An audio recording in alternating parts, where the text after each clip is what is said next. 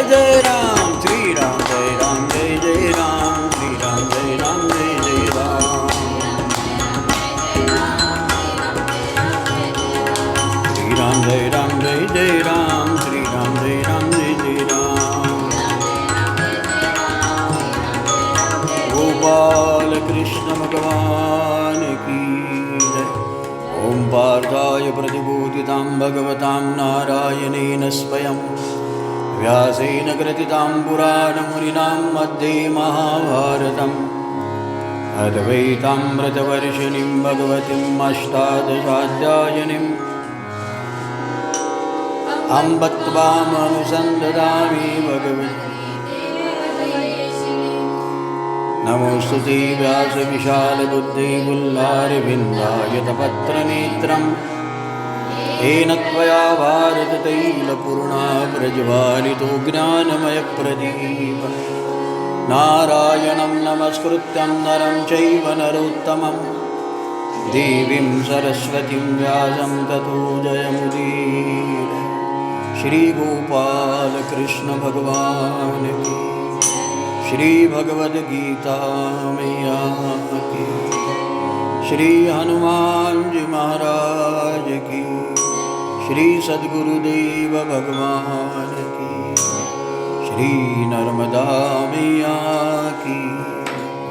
नमः पार्वती पतये हर हर महादेव शंभो।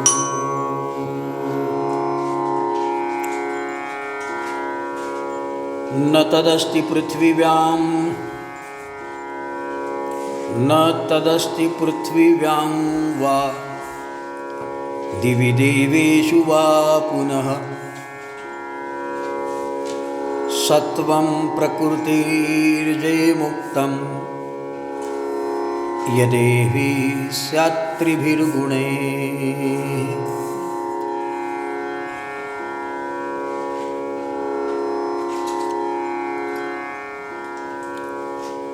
श्री भगवान इस 18वें अध्याय के 40वें श्लोक में कहते हैं कि मानव मात्र में अथवा इस भूतल पर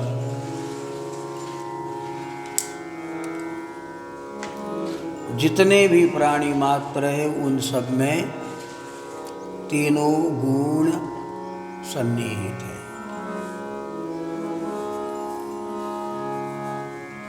और तथ्यगत देखा जाए तो ये सारा झगड़ा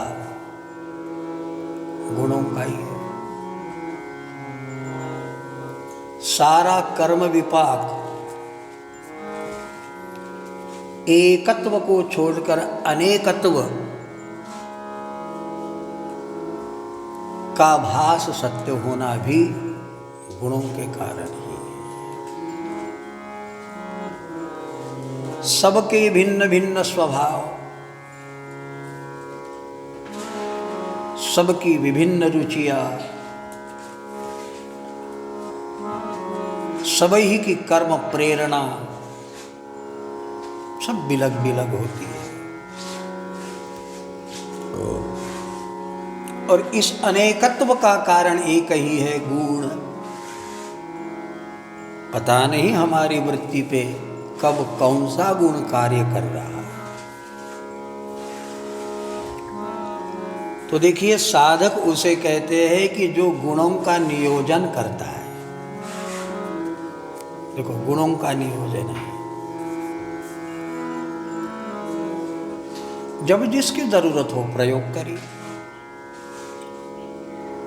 और सत्संग सुन रहे, यहाँ कौन सा गुण चाहिए बताओ? बिल्कुल कोई भी कहेगा सतोगुण चाहिए।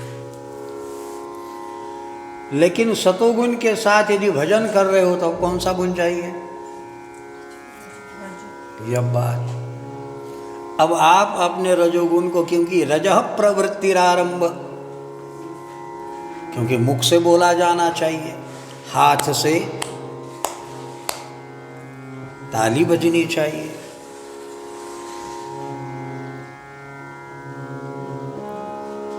गायंती नृत्यंती, ये सारे प्रकार सगुण भक्ति में है। और ये तमाम प्रवृत्तियां रजोगुण के बिना संभव नहीं है। यदि आप में रजोगुण नहीं है, तमोगुण है, आप बैठे रहोगे। तो यहाँ ताली बजाते हुए गाना पड़ेगा तो रजोगुण, लेकिन सत्व प्रेरित रजोगुण हो तो बात बनेगी। तो देखिए ये गुणों का नियोजन है, जब जो चाहिए। और जब शयन कर रहे हो, सो रहे हो, तब तमोगुण की जरूरत है। अब मात्र तमोगुण की जरूरत, क्योंकि प्रमाद, आलस्य, निंद्रा ये तमोगुण से उत्पन्न होने वाली चीज है। और मात्र सो रहे हो, नहीं, वहाँ तमोगुण में भी भगवान का नाम स्मरण करते हुए है, भगवान की शरण ग्रहण करते हुए आराम करिए। अब देखिए तमोगुण में कौन सा गुण आ गया? कहाँ तो तमोगुण, कहाँ सतोगुण, लेकिन वहाँ उसकी जरूरत है। और जब काम कर रहे हो, क्रियाकलाप कर रहे हो, तो अब किस गुण की जरूरत है? रजोगुण की, क्योंकि रजः प्रवृत्तिरारंभ। अब ये रजोगुण में भी जो तुम कार्य कर रहे हैं, अपने वाहवाही के लिए नहीं, बल्कि भगवान की प्रसन्नता के लिए, दूसरों की सेवा के लिए। अब ये उद्देश्य ऐसा हो गया और हम प्रवृत्ति कर रहे, तो रजोगुण में किसका मिलान हो गया? सतोगुण का। ये नियोजन है। चाहे प्रवृत्ति हो, चाहे प्रकाश हो, चाहे निंद्रा हो, भक्त महापुरुष उसमें भगवान को मिलाता है ना। हरि बोला भांडता, हरि बोला कांडता, हरि बोला भांडता, हरि बोला कांडता। एकनाथ महाराज कहते कांडता, हरि बोला भांडता, हरि बोला कांडता, हरि बोला भांडता, हरि बोला कांडता, हरि बोला भांडता, हरि बोला कांडता। उठता बसता हरि बोला, उठता बसता हरि बोला बोला, हरि मुखी गाता हर पली चिंता, हरि मुखी गाता हर पली चिंता, हरि मुखी गाता हर पली चिंता। तो हरि बोला भांडता, हरि बोला कांडता। बताओ, झगड़े में भी हरि बोलो। हमारे गुरु महाराज जी को जब किसी के प्रति क्रोध आ जाता तो गाली देते थे। कौन सी? तेरी जय रहे। तो क्या बोलते थे? तेरी ऐसी तैसी नहीं बोले, तेरी जय रहे। तो तू मुझे सिखा रहा, तेरी जय रहे। तो बताओ, अब जो शत्रु है उसको पहले आशीर्वाद दे दिया, तेरी जय रहे। तेरी जय तो मेरी पराजय। जो क्रोध में भी सतोगुण का प्रयोग करता है, बताओ, हरि बोला भांडता, हरि बोला कांडता। जिसके क्रोध में भी माया छिपी है। भगवान कहते हैं कि भाई सुग्रीव ने अपराध किया, 4 महीना से वह मिला नहीं, तो भगवान कहने लगे कि जिहि सायक मारा मैं बाली, तेसर हतो मूढ़ कह काली। ये सुग्रीव प्रमाद में आ गया। क्या समझ रहा है? जिस बाण से मैंने बाली को मारा, उसी बाण से सुग्रीव को भी, ये भगवान कह रहे। कितने क्रोध में आ गए।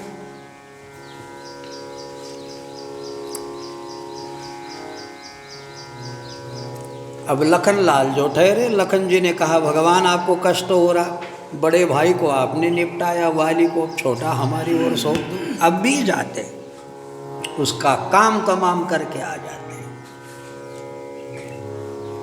तो राम जी ने क्या कहा, लखन ऐसा मत करे, भय देखाई लय आवहूं तात सखा सुग्रीव। बस भय दिखाना, मारना काटना तोड़ना नहीं, तोड़ना भी जोड़ने के लिए हो।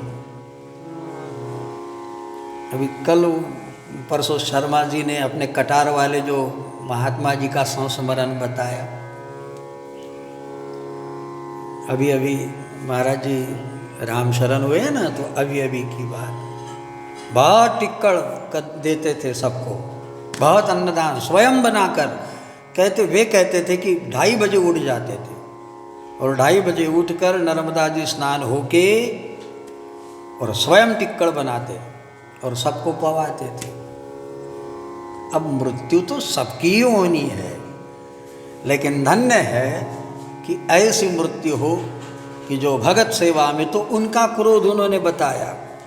एक उनके पास में सेवक था, पता नहीं कई महीनों से रह रहा था, तो बोले आश्रम में रहता, काम करता नहीं, फला करता नहीं, ठिका करता नहीं, जा खा ले, भोजन कर ले।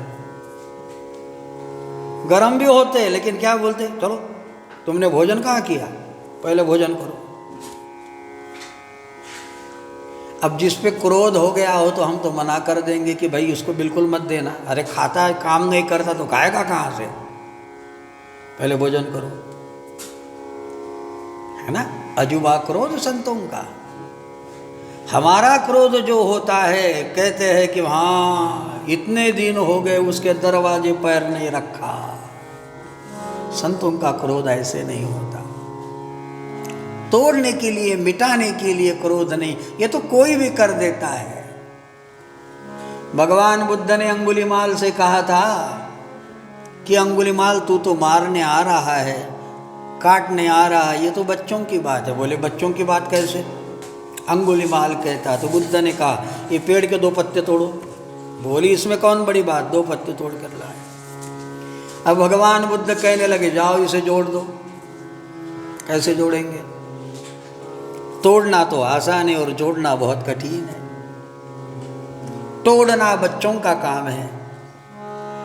सुबह बच्चे के पास खिलौना लाया और तोड़ दिया, इसमें क्या बड़ी महत्ता है, लेकिन उसको निर्माण करने में, उसको बनाने में जो ताकत लगती है। तो किसी को मारना, काटना, तोड़ना, इसके लिए कोई ज़रूरत नहीं है। थोड़ी बेबुद्धि की ज़रूरत है, अबुद्धि की ज़रूरत है, ईर्ष्या क्रोध की ज़रूरत है, ये कर सकता है। किंतु जो प्रेम से भरा हो, जैसे माँ अपने बच्चे को ताड़ना तो देती है लेकिन तोड़ने के लिए नहीं, बल्कि उसको सन्मार्ग से लगाने के लिए सारा प्रयोग करती, ऐसे ही संतों का क्रोध होता है। तो ध्यान देना, कहने का मतलब यह है कि जो गुणों का नियोजन कर सकता है, समय पर काम भी प्रयुक्त होगा, क्रोध भी प्रयुक्त होगा, लोभ भी प्रयुक्त होगा, लेकिन भगवान को मत भूलना, भगवान को जोड़ना। जब भी कोई काम ना आए तो भगवान के लिए, यत् करोसि यद् अस्नासि यज् जुहोसि ददासि यत् तपस्ससि कौन्तेय तत्कुरुष्व मदर्पणम्। ये कामना ही काम है। और जब जब भी क्रोध हो जाए तो भगवान को मत भूलना। लोभ भी हो जाए तो भगवान के सिवा नहीं, भगवान भगवान, ईश्वर ईश्वर।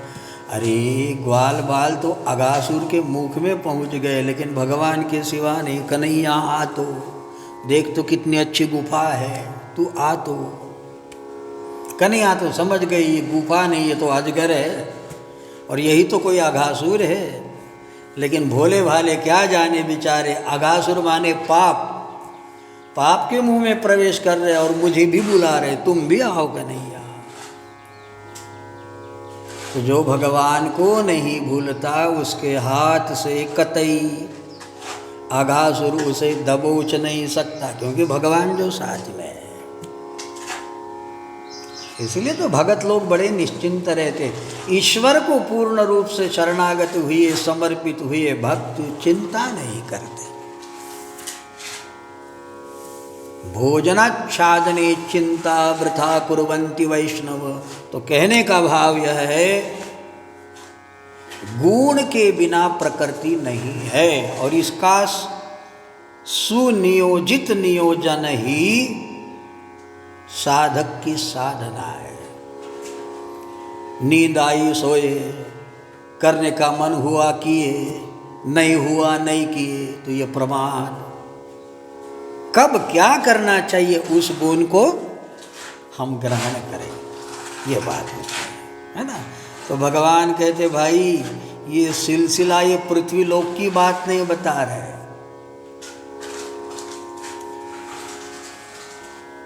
तो ये न तदस्ति पृथ्वीव्याम दिवी देवेषु आपुना, पूरे आकाश मंडल में भी वही है। और आकाश मंडल छोड़िए, देवताओं के लोक में भी ये तीन गुण ही मिलेंगे।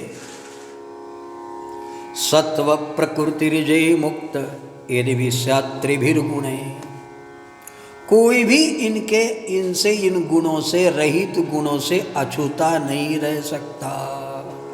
बताओ, यही नहीं, हम यही की बात मत करना, स्वर्ग में भी जाओगे तो वही अल्ले। हाँ, न तदस्ति पृथ्वीव्यां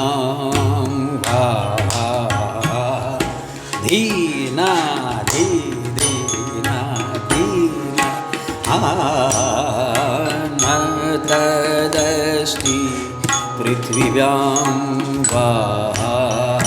न तदस्ति पृथ्वीव्यां दिवि देवेषु वा पुनः न तदस्ति पृथ्वीव्यां वा न तदस्ति। सत्वं प्रकृतिर्जय मुक्तं यदेभिः स्यात् त्रिभिर्गुणे,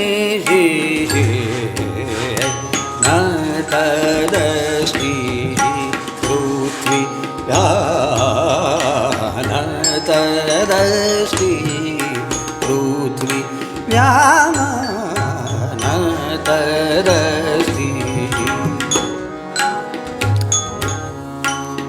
सत्वं प्रकृतिर्जय मुक्तं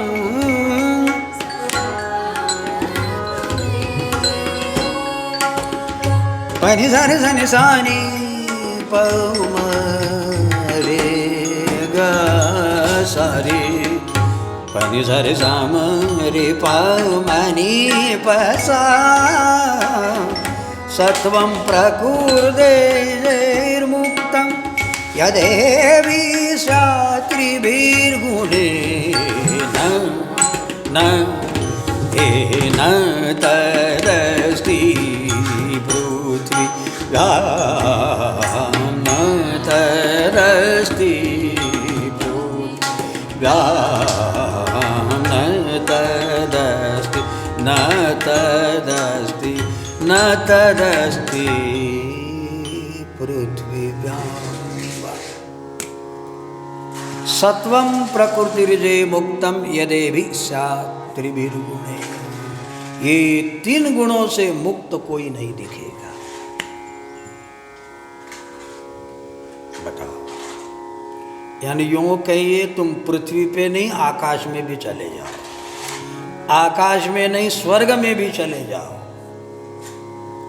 तो बात ये तीन गुणों की ही आएगी। वहां भी कामना होगी, उर्वशी रंभा जैसे अप्सराएं होगी, वहां भी चिंतामणि रत्न होगा, कल्प वृक्ष के पेड़ होंगे, पीने के लिए अमृत होगा, ये सब चीजें होगी। कामना, वहां भी क्रोध होगा। इंद्र क्रोध ही तो करता है मेरा सिंहासन कोई छीन ना ले, इसलिए महात्मा लोग जब भजन करते हैं तो विघ्न करने के लिए आता है। कहते हैं कि साधक जब साधना करे तो उठने से पहले अपने आसन के नीचे हाथ लगाकर अपने माथे पर लगाए, नहीं लगाए तो इंद्र वहाँ खड़ा ही होता है। इंद्र उस साधक का पुण्य ले लाता है और इसलिए लेता है कि उसकी और आयु बढ़ जाती। हम साधना करें और इंद्र पुण्य लेने के लिए वहाँ खड़ा होता है। इसलिए आसन के नीचे हाथ लगाकर अपने माथे पे रखना जरूरी होता है। बताओ, है ना? तो इंद्र में भी ईर्ष्या है, वहां भी रजोगुण की मात्रा है, वहां भी तमोगुण की मात्रा है। लेकिन एक बात बताए, इदम शरीरम कौन्तेय क्षेत्रम, सिर्फ कर्म भूमि यदि कोई है तो उसका नाम ये मनुष्य शरीर है और शरीर नहीं है।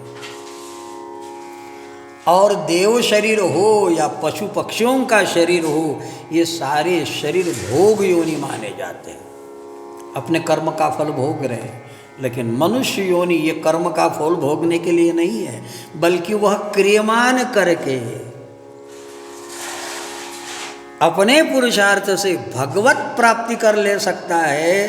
तो और पुरुषार्थ नगण्य है, वह क्या नहीं कर सकता है, वह क्या नहीं पा सकता है। और यह सारी सुविधा मात्र और केवल मनुष्य मात्र में ही है, दूसरे में नहीं। इसीलिए कहते साधन धाम मोक्ष कर द्वारा, साधन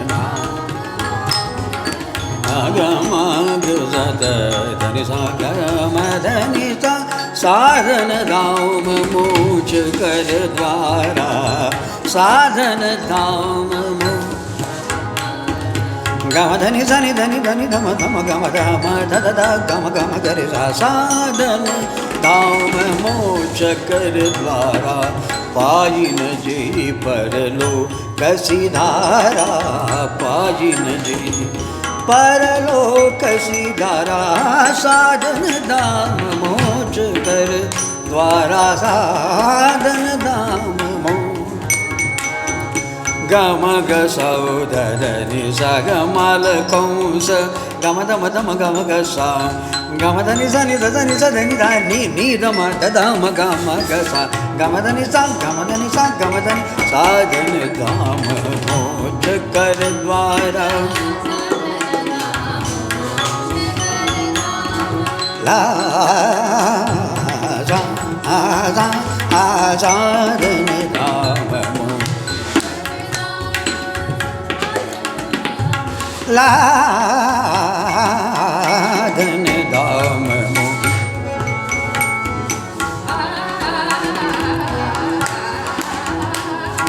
साधन धाम साधन धाम साधन धाम मोक्ष कर द्वारा। मनुष्य शरीर क्या है? तो तुलसीदास जी बाबा कहते ये सिर्फ साधना शरीर नहीं बल्कि साधन धाम है। यहाँ से कोई भी साधन करो, बताओ तुमको नरक में जाना है जाओ, तुमको स्वर्ग में जाना है हाँ, तुमको इस भारत देश का प्रधान बनना है हाँ हो सकता है, तुम कल्प वृक्ष के नीचे हो ये मनुष्य शरीर, तुम्हें महायोगी बनना है हाँ, तुम्हें पैसे ही इकट्ठे करना है हाँ, तुमको क्या करना है रियलाइजेशन ठहरा लो, और जो तुम चाहोगे, जो तुम्हारा ध्येय होगा, उद्देश्य होगा, वही होके रहोगे। ये मनुष्य शरीर की विशेषता है, अन्य शरीर में नहीं, नहीं देव शरीर में और पशु शरीर में तो संभावना ही बनती नहीं। इसलिए बहुत गई थोड़ी रही अब मनुष्य शरीर, हमको तो बहुत कम समय के लिए रहा है। और अभी भी यदि हम अपनी ध्येयवादिता पे, अभी भी यदि हमने अपनी आत्मा का, परमात्मा का अनुसंधान, अभी भी यदि देह प्रीति हमारी मिटी नहीं नहीं नहीं तो ईशोपनिषद कहता है तांस्ते प्रेत्याभिगच्छति एके च आत्महनोजन, वह आत्महत्यारा है जिसने मृत्यु के पहले भगवान को चाहा नहीं, पैसे को ही चाहा, मान कीर्ति को ही चाहा। ये सब भूल है, मृत्यु के पश्चात सब धूल है। अतएव हम परमात्मा को चाहें।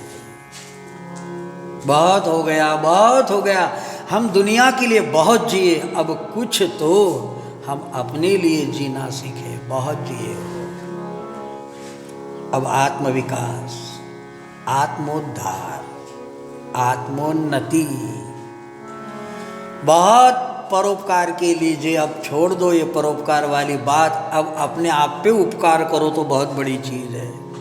तुम परोपकार ही करते रह गए, लेकिन जो तुम करना था वो तो रह ही गया। परोपकार करोगे तो पुण्य मिलेगा, लेकिन पता नहीं ये वासना में शरीर पुनः ये मनुष्य शरीर देगा ही, ये कोई जरूरी नहीं है। पशु शरीर भी पुण्य बनकर आता है, ये बात मत भूलना। पुनर्योनि पुण्य पे आधारित नहीं है, पुनर्योनि वृत्ति पे आधारित है। यम यम वापि स्मरण भाव त्यजतन्ते कलेवरम तम तमेव इति कौन्ते सदा तद्भाव भाग अंतमति सागति। तुमने बहुत पुण्य किया इसलिए मनुष्य शरीर पाओगे जरूरी नहीं, पशु शरीर भी मिल सकता है, और पशु शरीर में भी पुण्य भोग सकते हो। अब ये गाड़ी में बैठने वाले जो कुत्ते हैं, हाँ, बढ़िया माल खाते बढ़िया रहते हैं, तो लगता है भाई इन्होंने पुण्य किया होगा, लेकिन वृत्ति साफ नहीं थी तो कुत्ता बन गया, भोगता था इसके उसके ऊपर, ईर्ष्या द्वेष से सबको काटने दौड़ने मारने। पुण्य तो किया है, नर्मदा किनारे बैठा है, कुत्ता बन गया। अब कुत्ता बन के तो भजन नहीं कर सकते। एक एक योनि कोटि कोटि फेरा, जब मूढ़ योनि को व्यक्ति पाएगा तो करोड़ों बार फिर कुत्ते की योनि में घूमते रहोगे, पता नहीं। इसलिए मनुष्य शरीर यदि हमें प्राप्त हुआ है तो अब समय न गंवाए, ये बात। तो ये सत्व रज और तम भगवान कहते न तदस्ति पृथ्वीव्यां वा दिवि देवेषु वा पुनः न तदस्ति पृथ्वीव्यां वा दिवि देवेषु वा पुनः न तदस्ति पृथ्वीव्यां वा दिवि देवेषु वा सत्वं प्रकृतिर्जैर्मुक्तं सत्वं प्रकृतिर्जैर्मुक्तं यदेभिः स्यात् त्रिभिर्गुणैः न तदस्ति पृथ्वीव्यां वा दिवि देवेषु वा पुनः न तदस्ति पृथ्वीव्यां न तदस्ति न तदस्ति न तदस्ति पृथ्वीव्यां न तद अस्ति पृथ्वीव्यां दिवि देवेषु वा पुनः सत्वं प्रकृति जैर्मुक्ते। सत्व रज तम से मुक्त कोई कहीं नहीं मिलेगा। यदि विस्यात् त्रिभिर्गुणे, जहाँ देखो वहाँ ये तीन गुण से भावित ही तुम्हें मिलेंगे। अब भगवान ने इस 40वें श्लोक में तीन गुण ही सब और भरे हैं। ये इसलिए साधक को कहा है कि ताकि साधक अपने गुणों का परिलक्षण करके अपने गुणों का सुनियोजित नियोजन कर पाए, और नियोजन के द्वारा ही भगवत भक्ति में, भगवत भजन में, भगवत प्रीति में मन लगाए, जिससे कि वह आत्मोद्धार को पाएगा। श्री गोपाल कृष्ण भगवान की, श्री भगवद गीता मैया की, श्री हनुमान जी महाराज की, श्री नर्मदा मैया की। नमः पार्वतीपतये हर हर महादेव शंभो।